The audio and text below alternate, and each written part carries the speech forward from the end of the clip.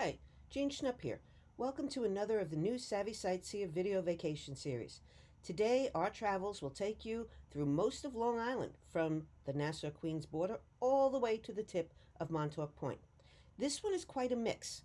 On this trip, you might satisfy your curiosity about something you passed on a road.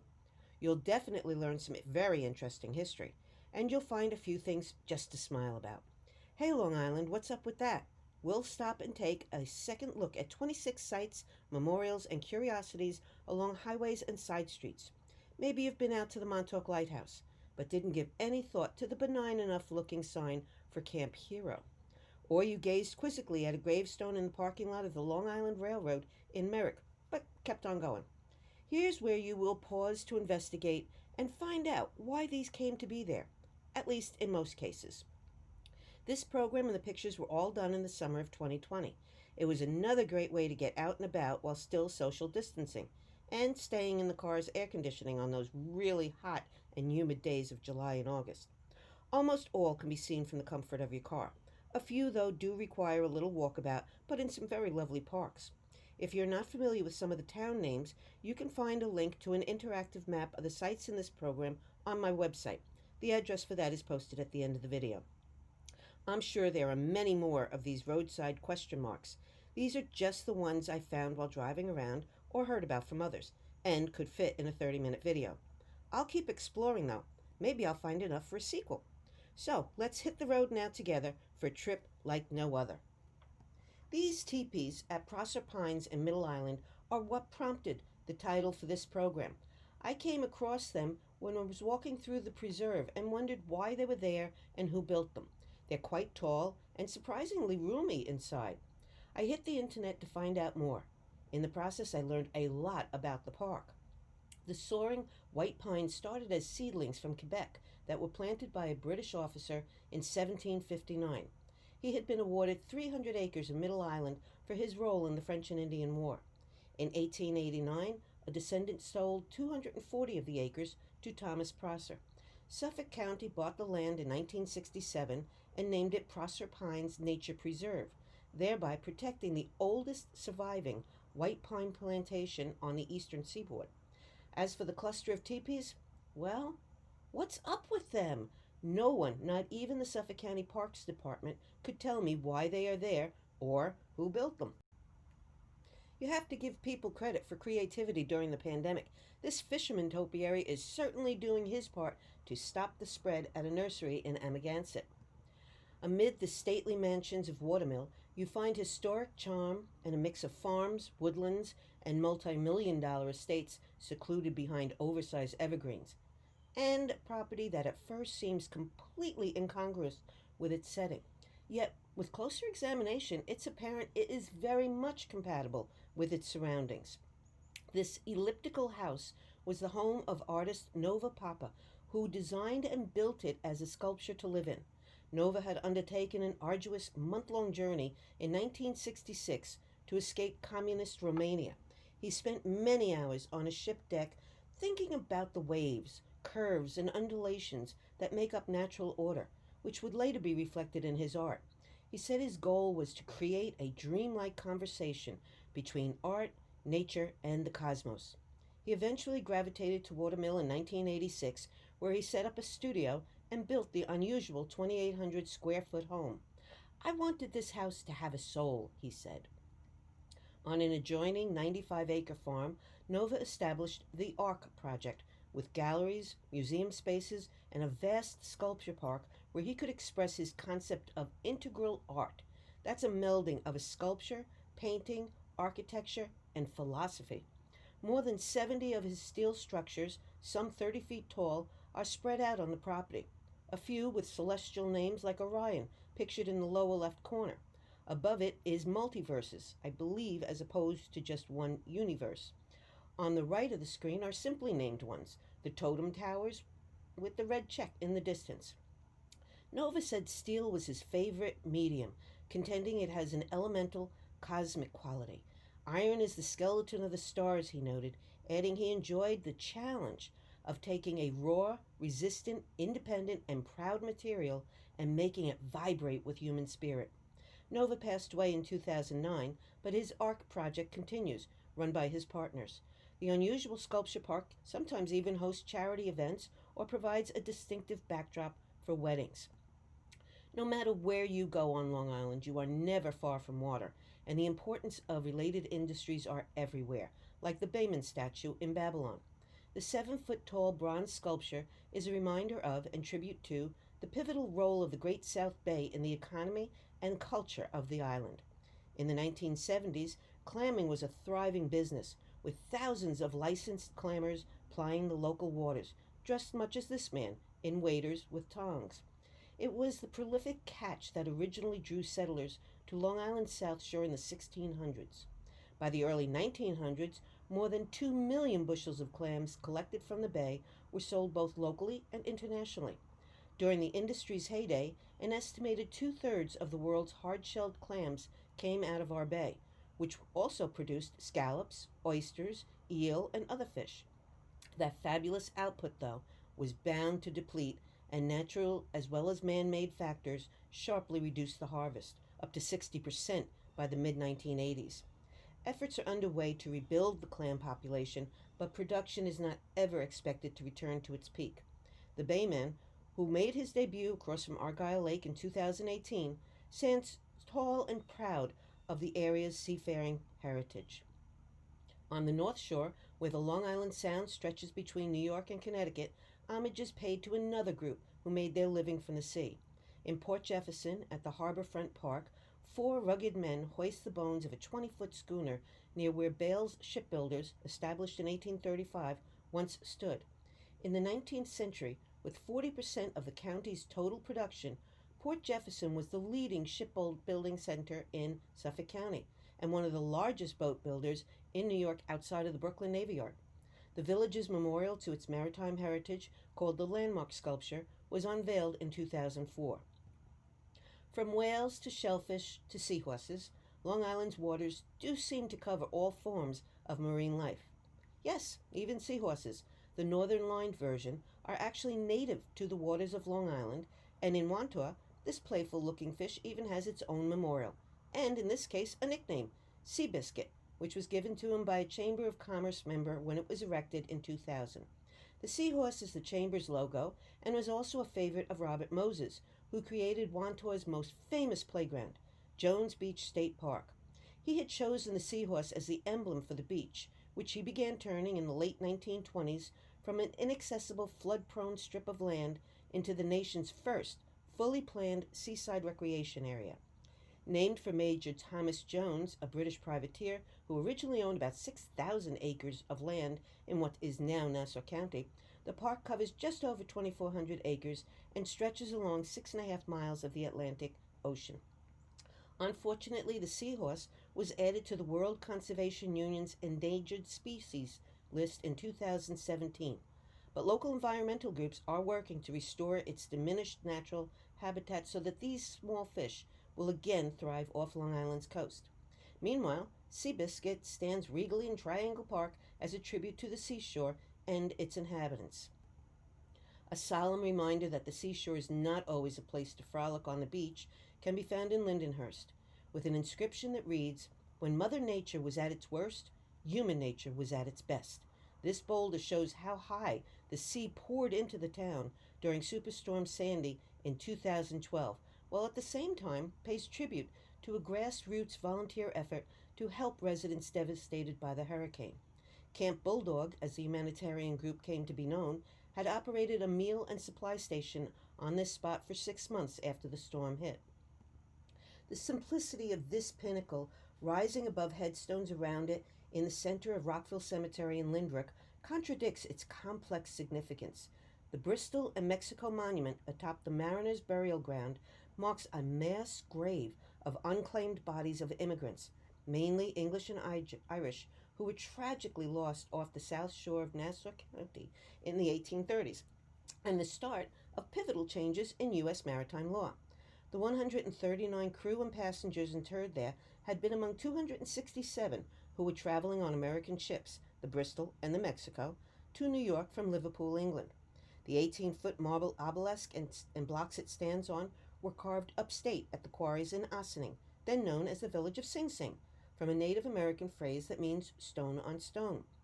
The tragedies, just 5 weeks apart, highlighted significant issues regarding the region's maritime procedures. The Bristol, founded 400 yards off of Far Rockaway Beach in November of 1836, when New York's harbor pilots were not at their posts to guide the ship in. She wrecked when hitting a sandbar. Most on board drowned instantly. The Mexico, likewise, was abandoned by the harbor pilots who were reportedly out celebrating on that New Year's Eve. She broke apart amid a raging storm, while the captain and some crew fled in lifeboats. Most of the passengers froze to death on her decks just 200 yards off the coast of Long Beach. Long Island poet Walt Whitman had been a young schoolteacher in nearby Babylon at the time and wrote of the incident in The Sleepers. I hear the howls of dismay. They grow fainter and fainter. The twin maritime catastrophes led to major governmental action. A plaque at the monument explains the corrupt harbor pilot's monopoly was abolished by federal legislation.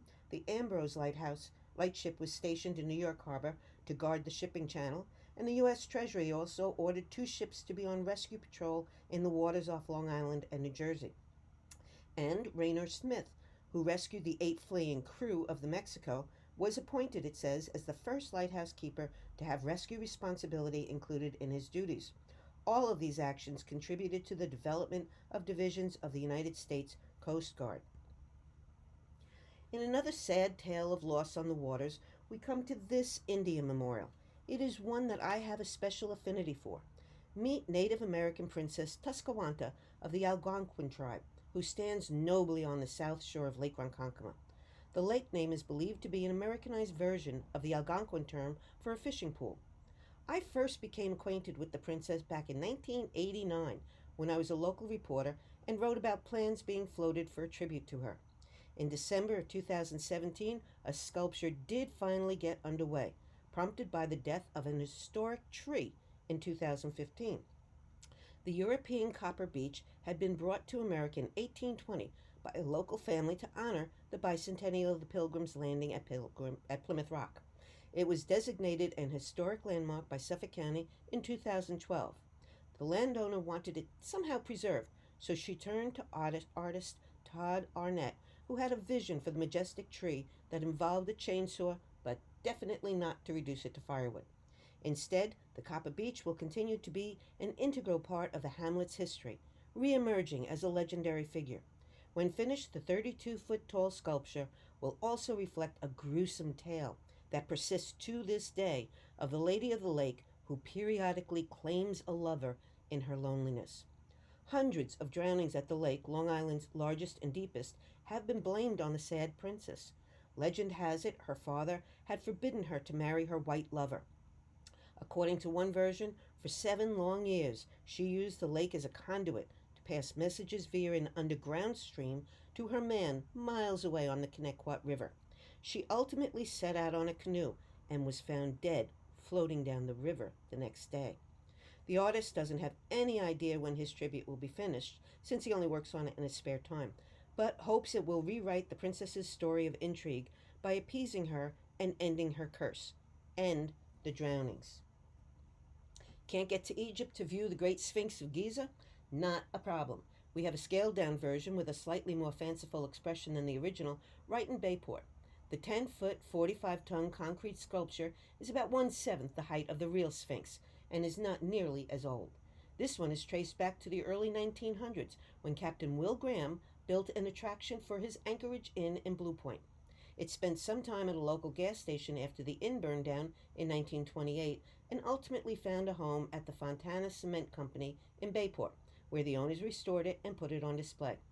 Contradicting Graham's playful climbing challenge, current owners forbid doing so. A skilled sculptor and marble worker, Graham had arrived in America from Belfast, Ireland in 1888 and opened the inn nearly a decade later. Reportedly, he was quite a marketer and a promoter, and even staged a bullfight at the inn, drawing 2,000 spectators. Among the inn's more famous clientele were said to be Theodore Roosevelt, Mary Pickford, and Douglas Fairbanks. If you are looking for something that is much, much larger than life, then Flanders has a treat for you. The simply named Big Duck is just that, a roadside architecture in the shape of a 20-foot tall waterfowl. In another bit of creative marketing, Riverhead dock farmer Martin Moore commissioned local masons in 1931 to create this 10-ton, attention grabbing concrete and wooden shop from which he could sell ducks and eggs. Today, the shop, with eyes made from Ford Model T taillights, is listed on the National Register of Historic Places, and while it's owned by Suffolk County, the not for profit organization Friends of the Big Duck operated as a gift and tourism center. Driving along Montauk Highway in West Hampton, the trees and brush suddenly give way, and in a clearing is a concrete castle guarded by two 12-foot tall fencing musketeers. Definitely not what you would expect to find coming around the bend. Built in 1903, it was originally the pottery studio of famed sculptor Theophilus Brouwer, whose unique pottery can even be seen in the Smithsonian, while some of his sculptures can be spotted around the island. The castle, modeled after ones he'd seen in Seville, Spain, earned the disdain of local reviewers, who referred to it as the most bizarre human creation on all Long Island, and a building out of place in period and style. Today, though, it is a favorite site. Brouwer had decorated the 28-acre lot, known as Pinewold Park, with fanciful sculptures. Several are still visible from the road, including a fairy, a rearing horse, and a golden lion. The building housing his kiln later became a popular Italian restaurant when the property was bought by the Basso family in the late 1920s. Today, a baker has set up shop in the castle itself. I lived in Nassau County for several years and often passed the sand pits of Port Washington, not paying them much attention, which is the theme of this program. When I heard a monument was installed there in 2011, I did give the place some thought and learned about its amazing role in the development of Manhattan.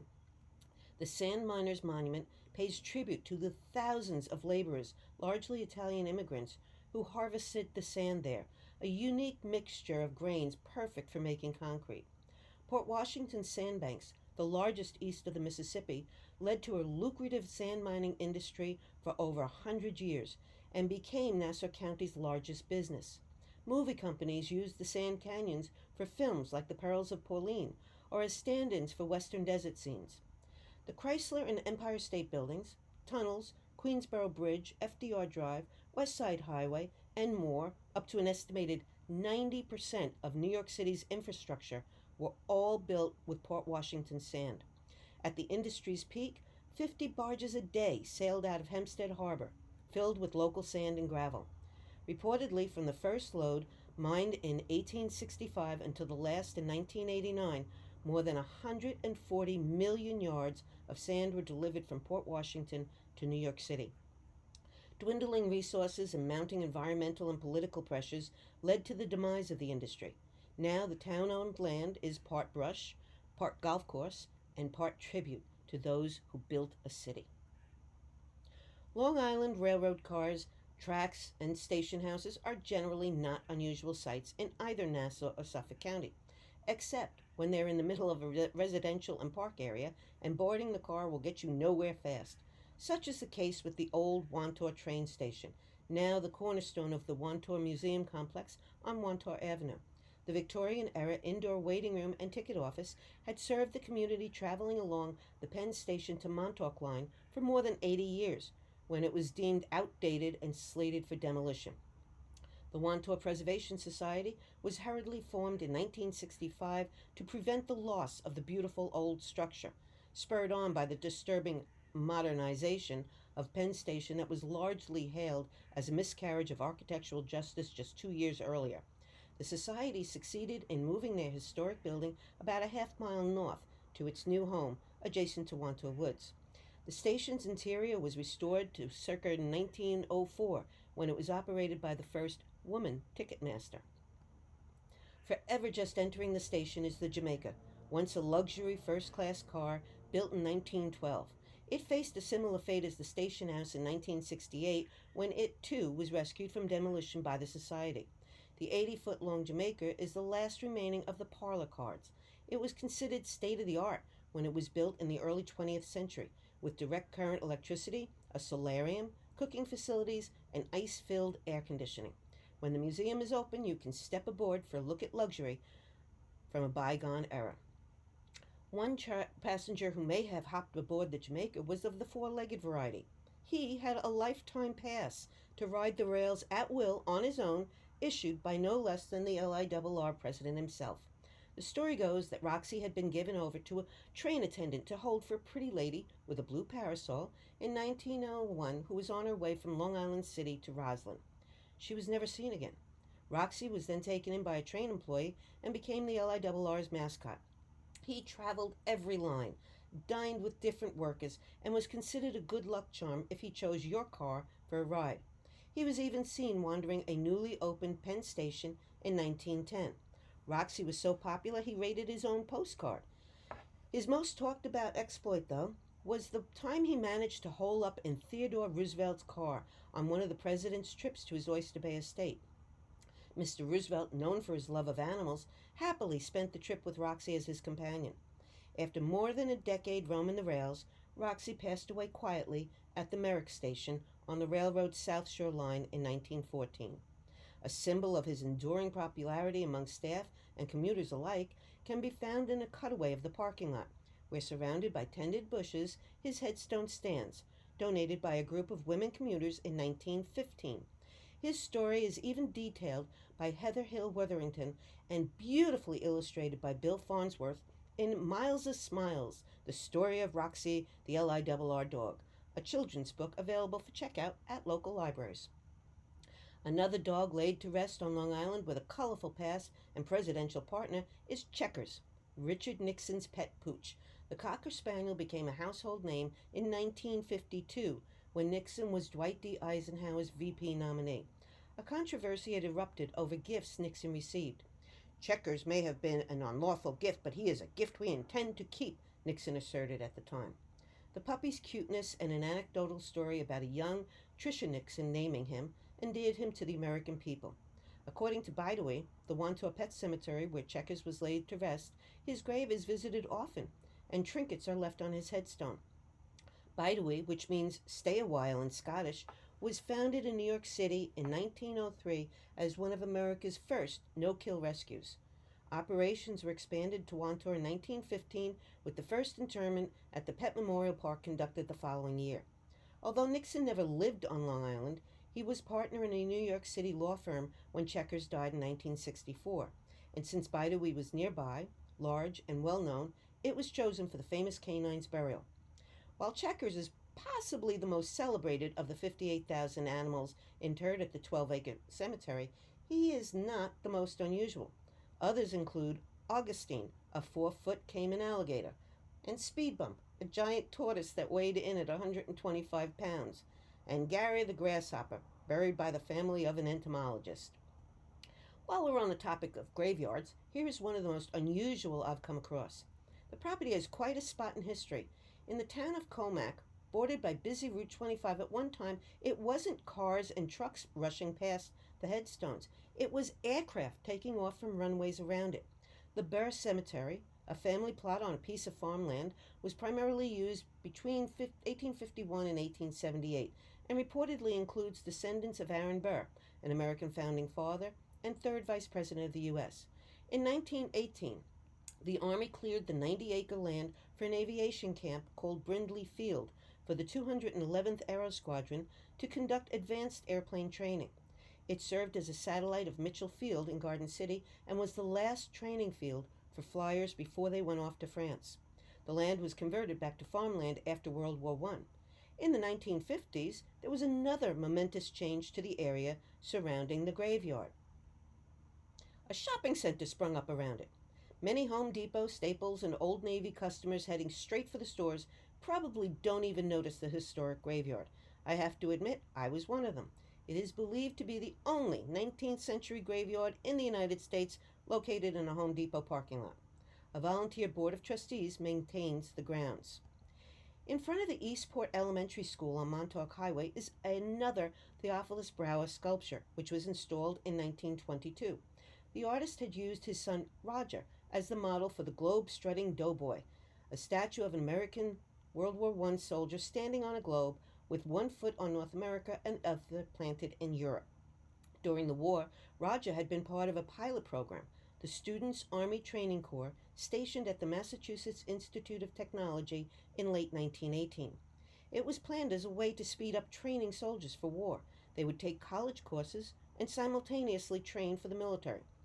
Clearly, creative thinking ran in this family. In 1956, the MIT alum patented a plan for revolutionary golf club, one that adjusted to replace a whole bag of clubs. Nearby in East Mauritius is yet another of Brouwer's work.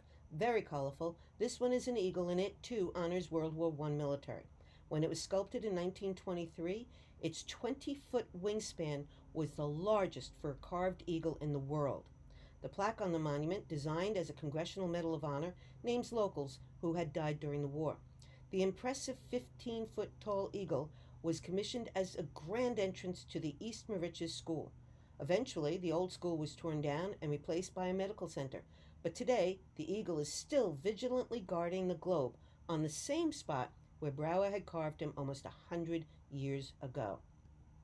This fierce-looking eagle dares anyone to try to move him from his perch alongside the Long Island Railroad station at Hicksville. He is one of the few remaining pink granite sculptures that once graced the facade of the Penn Station's entrance in Manhattan when it opened in 1910. By 1963, the building was slated for demolition to make way for Madison Square Garden to be built above the train station. When Hicksville High School Latin teacher Samuel A. Goldberg learned the figures were available, he set about creating a project for his Latin club students to salvage one. The eagles had originally been modeled after those adorning a 3rd century Roman emperor's baths. The 5,700-pound sculpture was relocated to its current spot and dedicated in 1965 as the Goldberg Eagle. A plaque installed on its base reads in both English and Latin, a pithy observation and warning composed by his students. A Roman eagle once urban is now in Hicksville quite suburban, and adds, heed the past in planning the future. Looking anything but fierce is this cheery snowman in Southampton. He was built in 2000 and aptly named Mr. Millennium, though spelled with one N, different from the turn of the century spelling. I'm not exactly sure why he is standing there on the side of Sandy Hollow Road, but his jolly presence gave a cooling sense on a very hot summer day. To find a whole bunch of oddities in one spot, a visit to a special shop in Southampton is the place to go. It's been listed with a variety of names, including Yesterday's Treasures and Behind the Fence, but whatever name it goes by, unusual is the best way to describe its inventory. Where else could you find a 200-pound fiberglass replica of the famous 800-year-old stone sculpture found on Easter Island, sitting between a nearly 17-foot-tall sunflower and a 7-foot-tall ostrich? There's a herd of dinosaurs, another of cows, a roadside Buddha, and my favorite, the boozy chimp. There's no monkey business that went on here at Nikola Tesla's laboratory in Shoreham. Despite having a car named for him, many people are not all that familiar with Tesla, whose genius was largely overshadowed by his more media and business-savvy competitor, Thomas Edison, for whom he'd worked when he'd first arrived in New York in 1884. At his laboratory, built in 1901, the Serbian-born engineer and physicist toiled with generating a global, wireless system for communication and power transfer. A bizarre concept at the time, but one we take for granted today, 120 years later. He named the former 200-acre potato farm Wardenclyffe after its previous owner, James Warden. Tesla is best known for inventing the first alternating current motor, but he also experimented with X-rays and technically beat Guglielmo Marconi in developing radio communication. Together with George Westinghouse, he lit up the 1891 World's Fair in Chicago. They also partnered to install AC generators at Niagara Falls, creating the first modern power station in 1896. To build his Wardenclyffe lab, Tesla secured backing from financier J.P. Morgan. Key to his planned global communications network was a 187-foot-tall tower. The project ran into financial difficulties, though, and in 1917, the tower was demolished and land transferred to pay some of Tesla's debts. A replica of the tower stands on the southwest portion of the estate. Tesla eventually moved to the New Yorker Hotel in Manhattan, where he died virtually penniless on January 7, 1943. In 2013, on the 70th anniversary of his death, the president of Serbia traveled to Shoreham and unveiled this bronze statue of Tesla, a gift from the People's Republic of Serbia. Wardenclyffe is owned by a nonprofit organization which has worked to clean up and restore the site. Their efforts were supported in 2014 by billionaire Elon Musk, CEO of the carmaker Tesla, who reportedly donated $1 million. The group had planned to open a science center in 2020, but COVID-19 put the brakes on that. However, the pandemic did not stop virtual programs from being offered on the center's website, nor the premiere release of the movie Tesla, starring Ethan Hawke. A socially distant, outdoor advanced screening of the movie was held at Wardenclyffe on July 11, 2020, the anniversary of the scientist's birth date. At the very eastern end of Long Island's South Fork is a beautiful park called Camp Hero, where experiments of a different kind were believed to have been conducted. Set amid 755 acres, the state park was named for Major General Andrew Hero Jr., commander of the coastal artillery. There you can wander the paths through the forest, stand on bluffs with stunning views of the Atlantic Ocean. You can ride a bike or you can hike, but what you cannot do is ignore the menacing "Do Not Enter" and "Danger Falling Objects" signs. Commissioned by the U.S. Army in 1942, the pastoral park at one time had inviting cottages and even a church. At least that's what they appeared to be, a lovely seaside fishing village.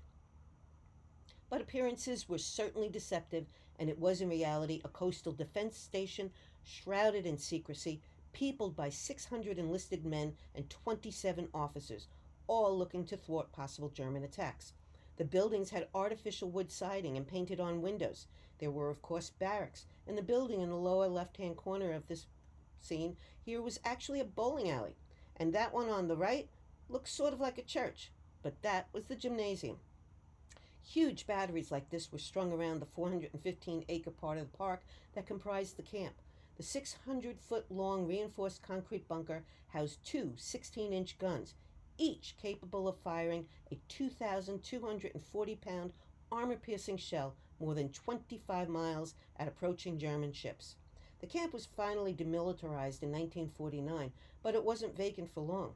Soon after, in 1951, the U.S. Air Force moved into the Montauk Point camp and set up its first radar station to identify potential surprise attacks by Soviets during the Cold War.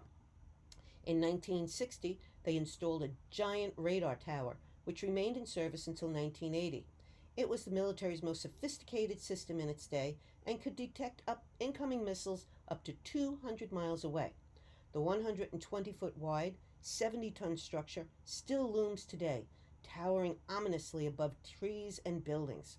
Its very presence in the area had residents on edge, and stories of odd occurrences started spreading. People reported that when the radar tower would rotate, animals would act out, electronic equipment would malfunction, and people would get headaches and nightmares. Rumors have persisted that at various stages, perhaps even to the current day, clandestine government and military projects have been conducted here, even after it was officially closed in 1982.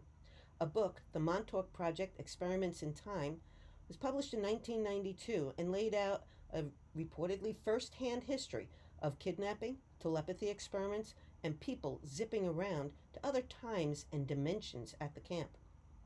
There have been movies and documentaries said to be based on the camp about sordid and frightening activities, such as the kind that fuel conspiracy theories, including Netflix's series Stranger Things.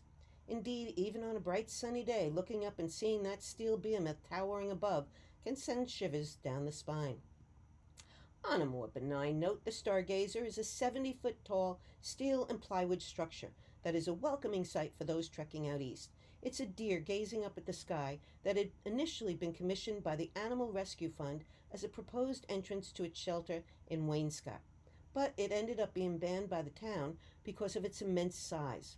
A farmer came to its rescue in 1991, and the Stargazer was moved to the grounds of his sod farm in Manorville. It might take some viewers a second to focus on the structure, but if you start with the oval cutout and see it as the deer's eye, it's easier to recognize his ear and antler, and then the antler in his mouth arching downward to the ground becomes apparent. According to the artist, it represents the connection of the above to the below and a conscious relationship to the universe. One of the concerns voiced about the stargazer's size and initial plan to erect it at the animal shelter was that it might have been distracting and so dangerous for pilots landing at a small nearby airport in East Hampton. It was not a concern for the walking figure at Gabreski Airport, though, in West Hampton. She's less than half the stargazer's size, coming in at about 30 feet tall. That's not to say there were no objections to her arrival in 2014. She was commissioned by the developers of an industrial park on previously vacant county-owned land at the airport. Some residents likened her to Olive Oyl of Popeye, others to Lucy from Peanuts. Harshest of all, perhaps, was one local's critique. It looks like cheap paper mache done by a first grader. But the artist contends she is the perfect piece for an airport in that she embodies the concept of forward motion, and that the 5,000-pound girl is always going into the future, going into whatever. Going into whatever could also aptly describe the destination for objects in this shimmering orb at Avalon Park in Stony Brook. Installed in 2016, this so-called interactive art piece, or participatory sculpture, sits alone in a field of flowers near the park's Skylab, an observatory for both stellar and solar gazing. Visitors can go right up to the orb in a clearing. That's where the participatory part comes in. The silver globe is an ultra-modern postbox with a slit on its side just large enough to slip in a note to send off to those who have no earthbound address. A nearby plaque explains the purpose of the sculpture, whose Spanish name translates to letters to the sky or heaven. Guests are invited, it says, to send messages beyond our earthly realm, mailing them through this poetic vessel. I can't help but wonder if any of them get returned to sender.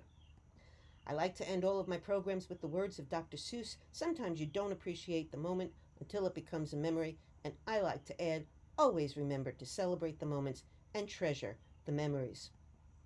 I hope you've enjoyed your journey around Long Island. If you have any questions about this program, email me or use the contact page on my website. Of course, I also invite you to visit my website to see any of my European destinations. When libraries are again offering in-person presentations, you can check my programs tab to see where I'll be. And remember, that's also where you'll see the map link of the sites in this video. And of course, visit your library site for more video vacations by Savvy Sightseer. The next time you are tooling around, keep your eyes peeled for some more sites that prompt you to ask, what's up with that? Enjoy discovering!